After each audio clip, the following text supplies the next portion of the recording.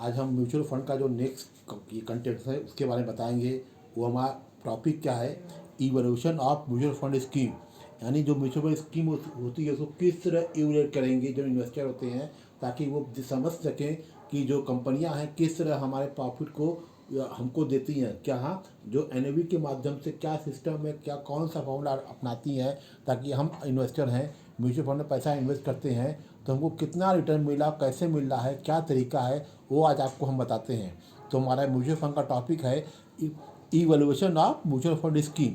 अब ध्यान समझिए, there are broadly two aspect on the basis of which में scheme of mutual fund be evoluted by an investor. ठीक है, यहाँ तो समझ जाइए टू एस्पेक्ट है, टू तरीका है जिसके द्वारा कोई भी इन्वेस्टर है जो अपनी स्कीम में जिसने जिस स्कीम में उसने इन्वेस्ट किया है तो वो इवैल्यूएट कर सकता है अपने पैसे को। वो दो तरीका है, पहला है क्वांटिटी एस्पेक्ट और दूसरा है क्वालिटी एस्पेक्ट। ठीक है, दो तरीके से कोई भी इन्वेस्टर जो है अपने पैसे को इन्वेस्ट कर, कितना इन्वेस्ट किया है, कितना उसको रिटर्न मिल सकता है, या तो कंपनियाँ तो इन तरीक़ों से पहला तरीका है क्वांटिटी एस्पेक्ट, दूसरा तरीका आपका है क्वालिटी एस्पेक्ट। पहले हम एस्पेक्ट के बारे में बात करेंगे तो वो उसको ए कहेंगे और दूसरे को बोलेंगे बी। तो पहला क्या है, क्वांटिटी एस्पेक्ट। पहले इसको समझते हैं, इसकी मीनिंग क्या होती है, क्या बेसिस होता है और कौन सा इसमें फार्मूला अप्लाई करके जो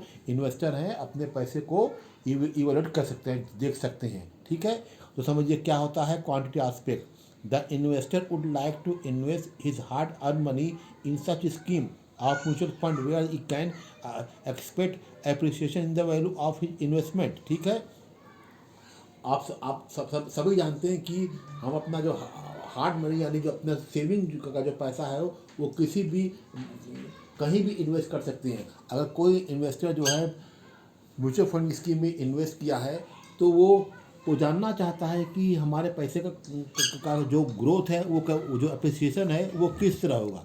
ठीक है, ये यानी जो लॉन्ग टर्म में हमको कितना मिल सकता है। ठीक है, investor can not be speculate and earn profit by sale और purchase of mutual fund unit in the short term. देखिए, शॉर्ट टर्म में यानी शॉर्ट तरीके से कोई भी जो इन्वेस्टर है अपने पैसे का वो उसको बहुत ज़्यादा रिटर्न नहीं मिल सकता है।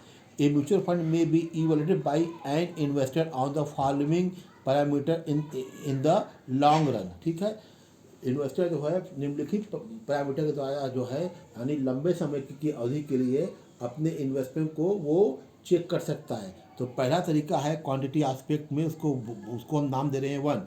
पहला है appreciation in the value of investment. A mutual fund that insured higher total return on investment is likely to be considered by the investors. Return include any income received by way of dividend plus capital appreciation।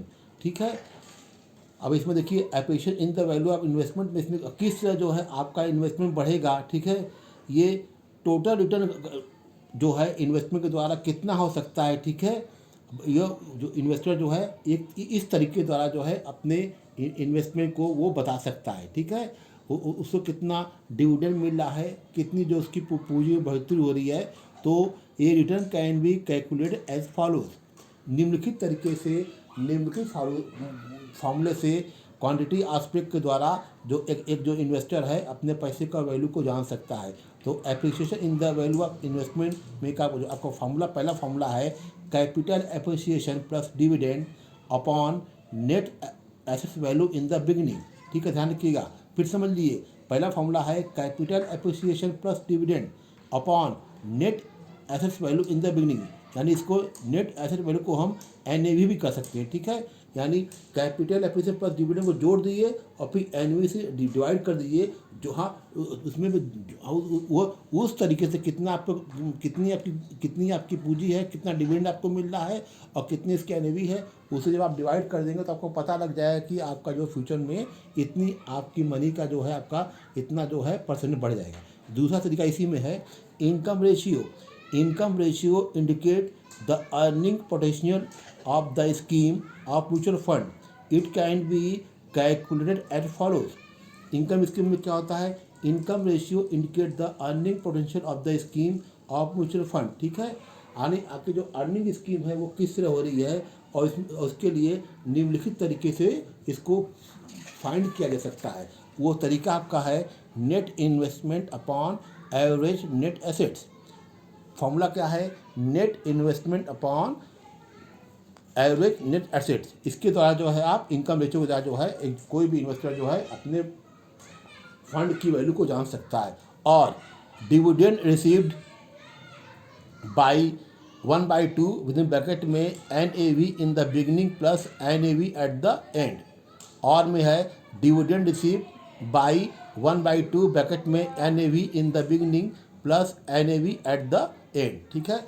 जितना जितना आपको dividend मिल रहा है उसमें से आपको NAV यानी net asset value जो है आपको शुरू में मिल रहा है उसमें 1/2 से डिवाइड कर लीजिए, और plus NAV at the end में जितना आपको आ रहा है उसको दोनों को जोड़ दीजिए, और डिविडेंड रिसीप्ट से आप भाग दे देंगे, तो जितना भी आपको आएगा उससे आपको इनकम रेशियो के बारे में आपको पता लग जाएगा। फिर greater the ratio better is a mutual fund scheme, यानी जो रेशियो ज़्यादा होगा वही जो है स्कीम जो है आपके लिए अच्छी है। थर्ड आपका है expenses ratio, how effectively by the scheme is being manage is indicate bye expenses ratio is calculate, ठीक है।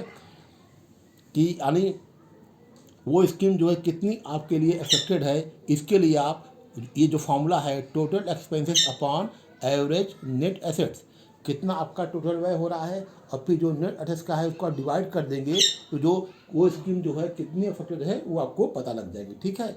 अब इसको in short expenses ratio is very much affected by the size of the scheme, larger is the scheme less will be the cost of operation the scheme, but if the size of the scheme reduce it will increase the per unit cost of operating a scheme.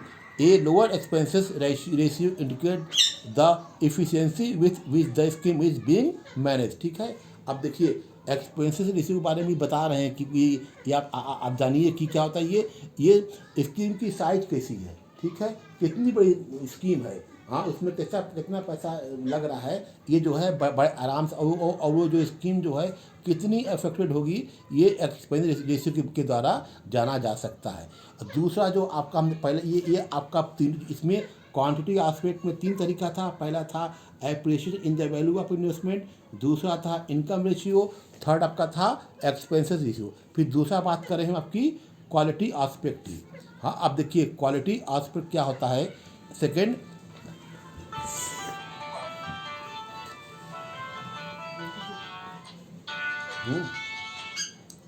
हाँ expense, हाँ disturbance के लिए sorry. हाँ quality aspect क्या होता है, second aspect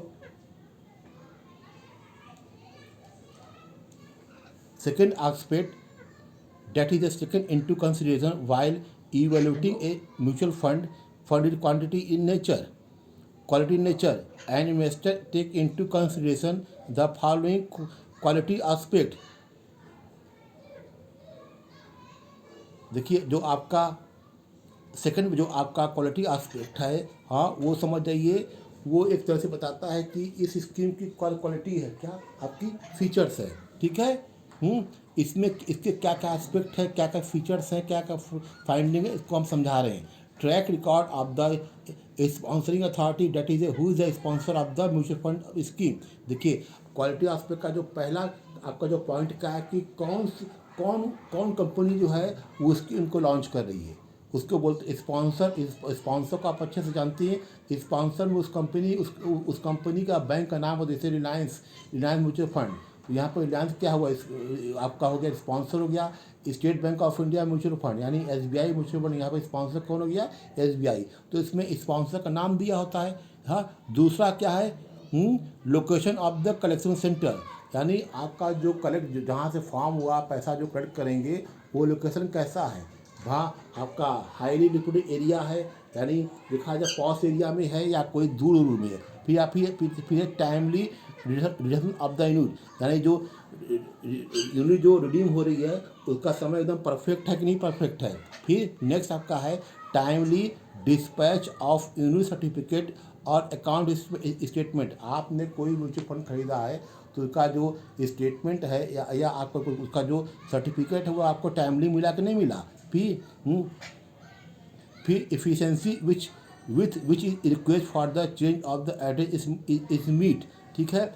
अगर मान लीजिए आपको अपना एड्रेस चेंज करना है तो कितनी देर में आपका काम हुआ, ये सारी बातें जो है क्वालिटी एस्पेक्ट में आती है। फिर नेक्स्ट आपका कह रहा है time taken for redressal of grievances और complaints of investor local interviewing. आपने कोई कंप्लेन किया है तो कितने समय में आपकी कंप्लेन को दूर किया जा रहा है। फिर नेक्स्ट है आपका है टाइमली रिसिप्ट ऑफ डिविडेंड, क्या डिविडेंड आपने टाइमली रिसिप्ट कर लिया है। फिर आप नेक्स्ट आपका है एडुकेसी ऑफ द इंफ्रास्ट्रक्चर्स, यानी जो इंफ्रास्ट्रक्चर जो आपको प्रोवाइड करी कंपनी उसकी परफॉर्मेंस कैसी है। ये देखिए सारी चीज़ें तो हैं एक क्वालिटी एस्पेक्ट में आती है। इन दोनों मेथड के द्वारा जो है एक इन्वेस्टर पता लगा सकता है कि हम जो है अपना इन्वेस्टमेंट फंड में रिलायंस में टाटा में किए हैं वो कैसा है। But at last but not least this quality aspect are mostly focus on the quality of service provided before and after sale of unit of mutual fund scheme.